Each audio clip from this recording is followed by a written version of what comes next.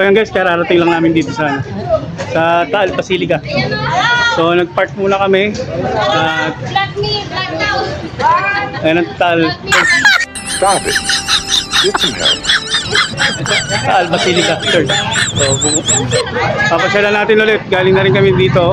Siyempre, matagal na panahon na kaya. So binalikan namin ulit.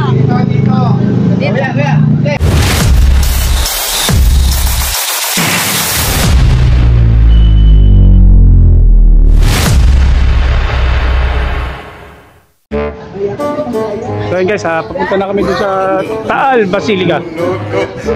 At merong namamalimos. Pinamamalimos. Pengin lima.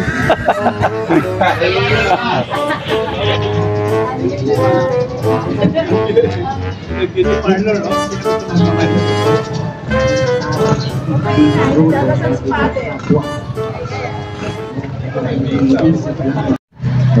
dito ako nagpalit noon. So yun guys,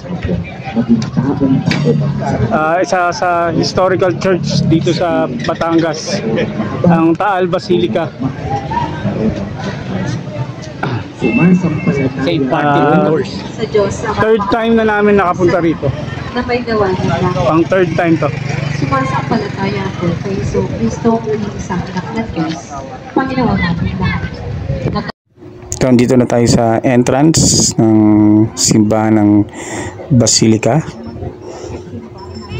At sakto, hindi pa tapos ang misa. So yung mga kasamahan ko na gustong umattend ng mass, so yan, abutan pa nila.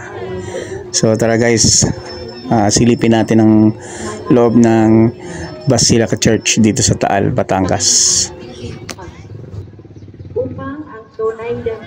So napansin ko ngayon, dati nung last 2023 na pumunta kami rito during the Visita Iglesia namin, masyadong crowded dito sa loob na to. So ngayon, dahil wala namang okasyon, so maluwag.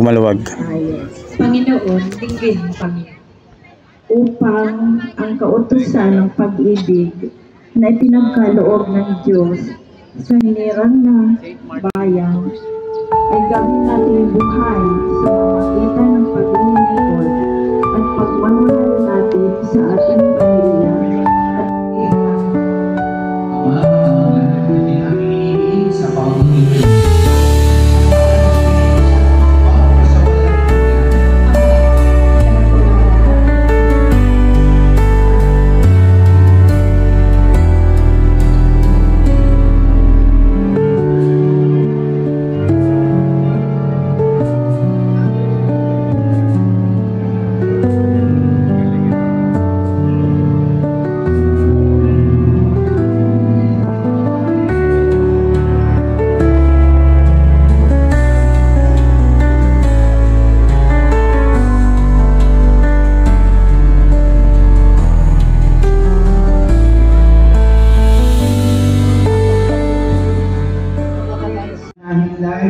nang may pangasang sila'y muling mabubuhay, kayo din sa lahat ng mga pumanaw.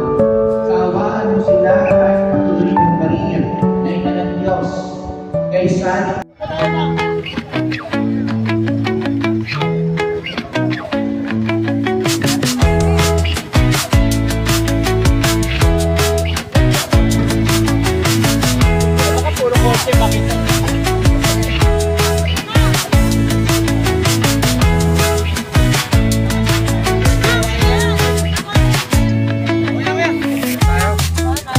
So yun guys, tapos na magsimba yung mga kasama natin dito sa church ng Basilica Taal. So kakain muna kami ng lunch dahil inabutan na kami ng tanghalian dito sa Taal. bawal dyan! Malalagot kayo! Jaywalking tayo!